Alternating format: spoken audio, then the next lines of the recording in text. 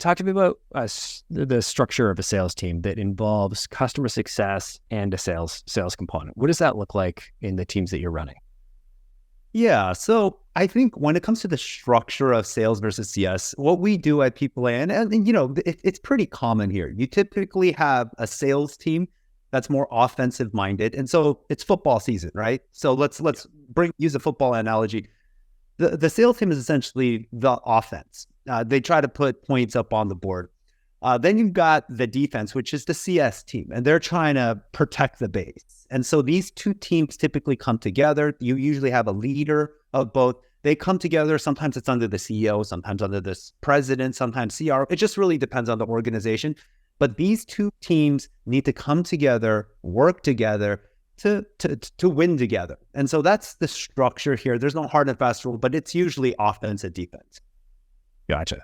Now, one of the biggest swim lane conflicts, or just CS and AEs swimming over each other, to beat this analogy to death, is who owns the renewal, if, what, when, and why.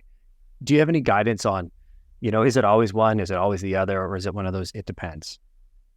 Yeah, this is one of those things where it really depends. I'll actually I guess I'll stick with the football analogy. It's kind of like special teams when it comes to renewals.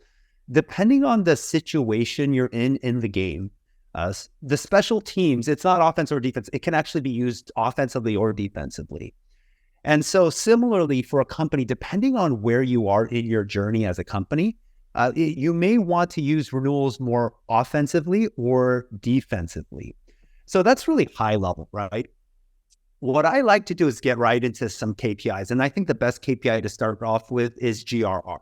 And this is really high level and directional, right? And then we'll get into more specifics here in a moment. But the way I like to see it is if your GRR as a company is over 95%, right? And that you have, exactly. Gross revenue retention is over 95%. That means you're doing a good job of retaining your customers and retaining your revenue.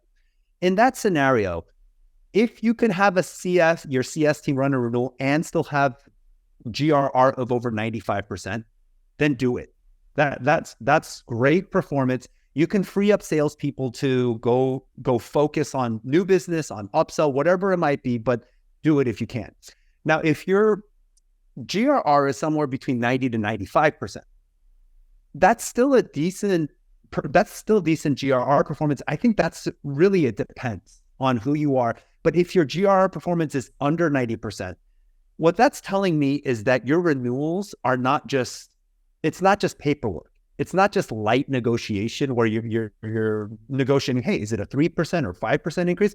It tells me that there's actually a sales motion that needs to take place in order for you to prove value, in order for you to get your renewal done.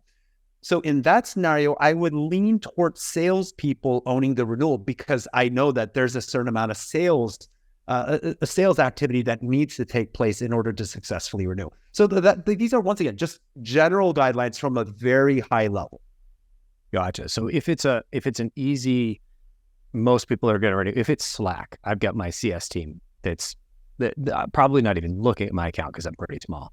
But in a case of something like that tool where, you keep using it, right? It's hard to rip and replace. You're probably not going to get an AE involved. If it's maybe Salesforce and there's all these things bundled together and you're trying to upsell and add on and the retention is a little bit less, then if it's a whole net new sale, then you got to remake the business case, then we're bringing the AE team in. Yeah, I think it really is situational. When I say situational, I don't mean per deal. You have the AE or CSM drive the renewal, but I think just depending on where you are in your journey, that really will influence who should own the renewal as a best practice for your company.